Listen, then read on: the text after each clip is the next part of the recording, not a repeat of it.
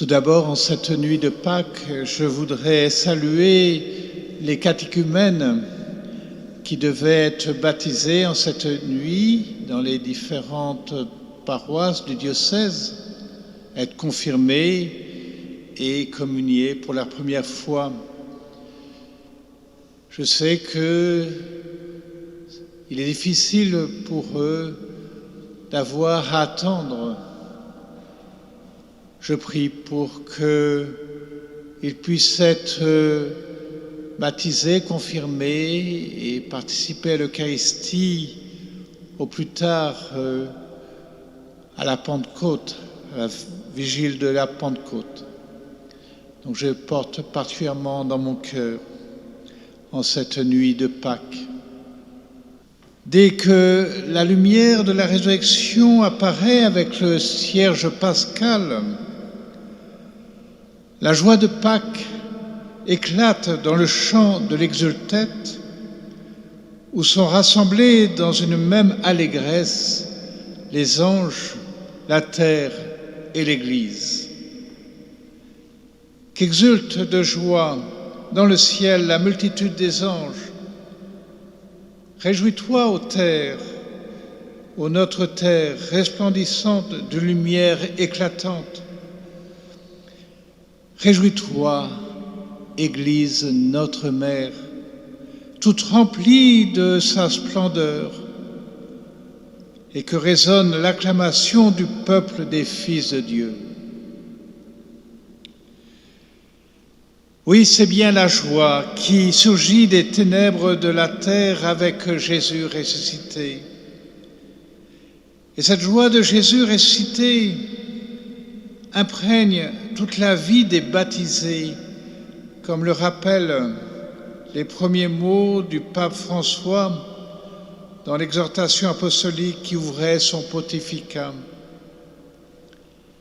La joie de l'Évangile remplit le cœur et toute la vie de ceux qui rencontrent Jésus.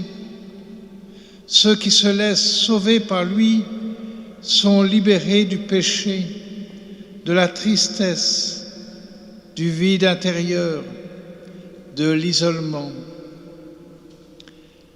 Avec Jésus-Christ, la joie naît et renaît toujours.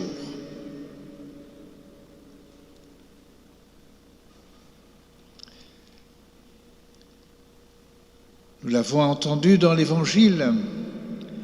Après que Marie-Madeleine et l'autre Marie ont reçu le message de l'ange au matin de Pâques, elles courent, remplies à la fois de crainte et d'une grande joie, porter la nouvelle aux disciples. Alors qu'elles sont encore au chemin, nous raconte l'Évangile de Matthieu, elles sont les premières à bénéficier d'une apparition de Jésus. Et voici que Jésus vint à leur rencontre et leur dit « Je vous salue ». Je vous salue. Telle est donc la première parole de Jésus ressuscité, ou plus exactement, réjouissez-vous, puisqu'en grec, on se salue en invitant à la joie, kairete en grec, réjouissez-vous. Cette première parole de Jésus ressuscité, réjouissez-vous, est donc adressée aux femmes qui l'ont suivi fidèlement jusqu'à la croix, qui ont participé à son ensevelissement et qui, dès qu'elles le purent, après le sabbat, à l'heure où commençait à poindre le premier jour de la semaine, sont venues faire leur visite à son tombeau.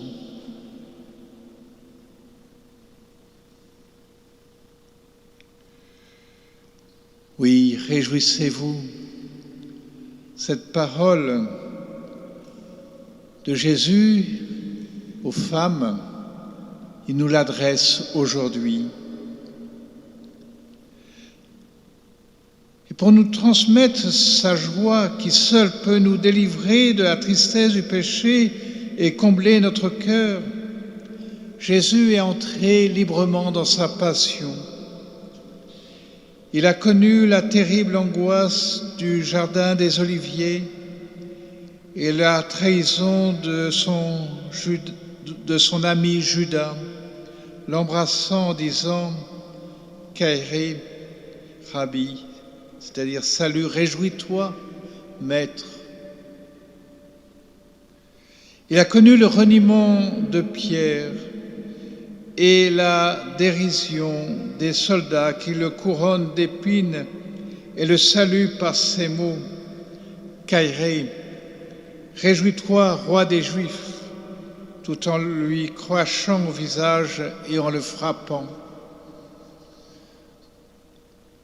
Il a connu la flagellation, le portement de sa croix, la crucifixion, cloué sur la croix.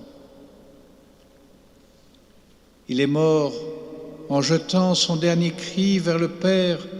« Mon Dieu, pourquoi m'as-tu abandonné ?»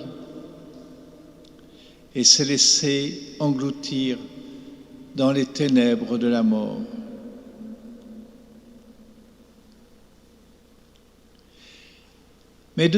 Mais sa première parole de ressuscité a été « Réjouissez-vous ». En cette nuit de Pâques, Jésus ressuscité, avec son corps marqué à jamais, marqué pour l'éternité par les blessures infligées au cours de sa passion, nous dit « Réjouissez-vous ».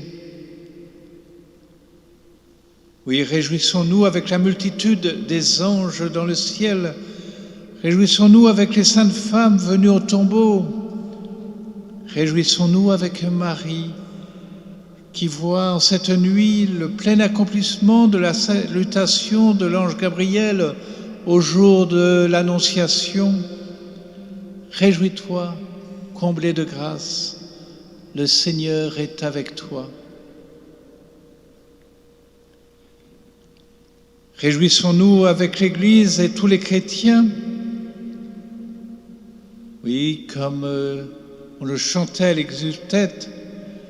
Réjouis-toi, Église notre Mère, toute remplie de sa splendeur, la splendeur de Jésus ressuscité, et que résonne l'acclamation du peuple des fils de Dieu.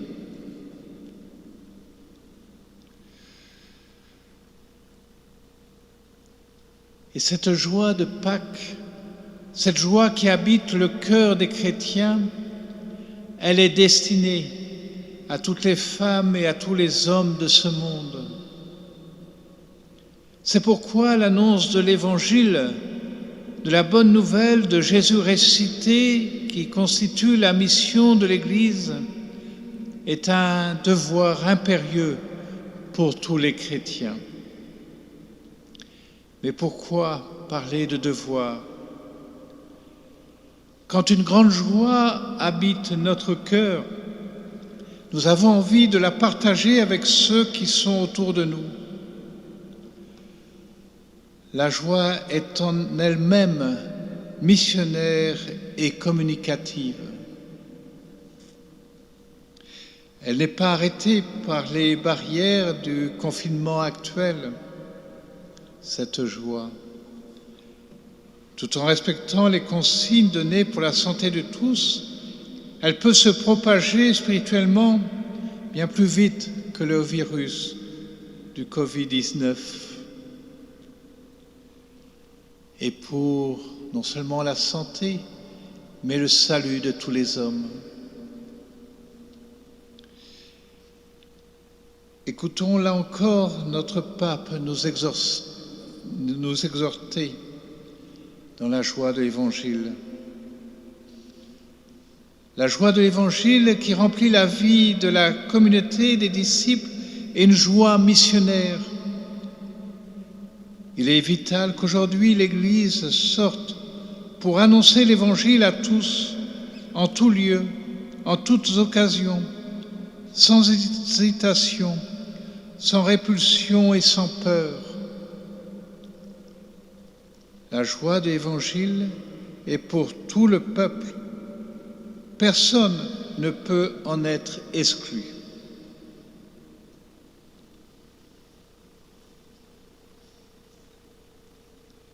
C'est Nietzsche, le grand philosophe antichrétien, qui disait « Je croirais en leur Dieu s'ils avaient l'air un peu plus sauvés. » Oui, ayons une tête, ou plutôt un cœur de sauver en Jésus ressuscité.